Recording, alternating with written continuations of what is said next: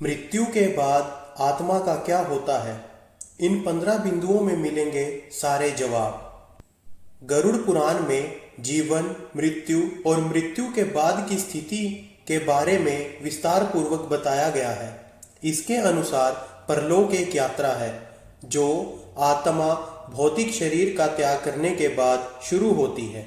इन 15 बिंदुओं को बताने के बाद आपको श्री पक्षीराज गरुड़ भगवान जी का मंत्र बताया जाएगा, जिसका जाप करने मात्र से आपके चारों ओर फैले काले जादू, तंत्र आदि से हमेशा के लिए छुटकारा मिल जाएगा।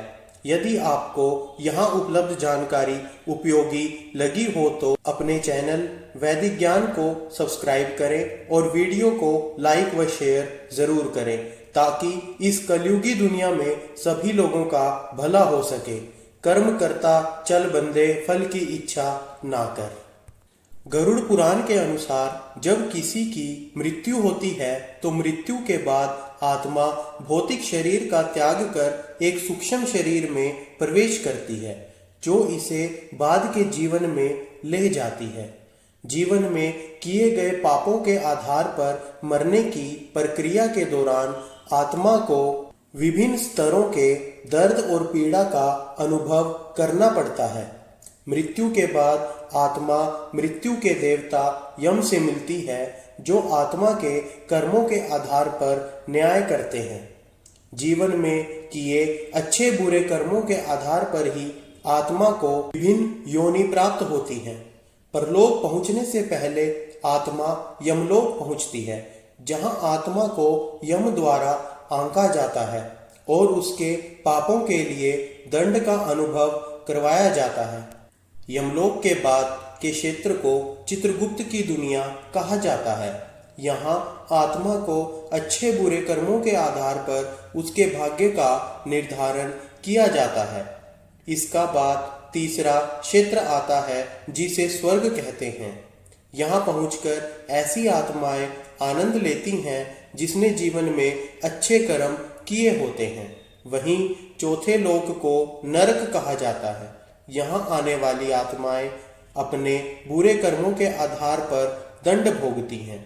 स्वर्ग के बाद के जीवन के अलग अलग क्षेत्रों में अलग अलग अवधि होती है, जिसमें स्वर्ग सबसे छोटा और नरक सबसे लंबा होता है।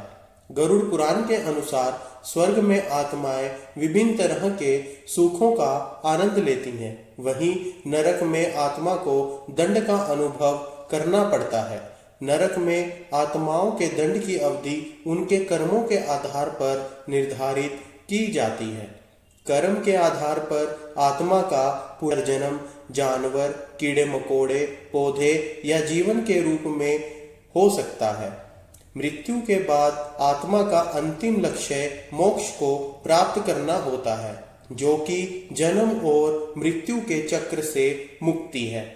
जब आत्मा मोक्ष प्राप्त कर लेती है तो वह जन्म और मृत्यु के चक्र से मुक्त हो जाती है और परमात्मा में विलीन हो जाती है। गरुड़ पुराण एक शांतिपूर्ण जीवन सुनिश्चित करने और मृत्यु के बाद मोक्ष प्राप्त करने के लिए पुण्य कार्य, धर्म, पूजा पाठ और अच्छे कर्म करने के महत्व पर जोर दिया गया है। अंत में बारी है भगवान पक्षीराज गरुड़ के उस मंत्र की, जिसका प्रतिदिन 21 बार जप करने मात्र से आपके घर में फैले काले जादू, तंत्र आदि से आपको हमेशा के लिए छुटकारा मिल जाएगा। ओम पक्षीराजाय विद्महे पक्षी देवाय धीमहि तन्नो पक्षी प्रचोदयात्। ओम पक्षीराजाय विद्महे पक्षी देवाय धीमहि तन्नो पक्षी प्रचोदयात्। गरुड़ सांपों का शाश्वत दुश्मन है और जहर और अन्य नकारात्मक प्रभावों से बचाता है। इस गरुड़ गायत्री मंत्र का उपयोग साधक के आसपास के काले जादू, ऋण और तंत्र को दूर करने के लिए किया जाता है।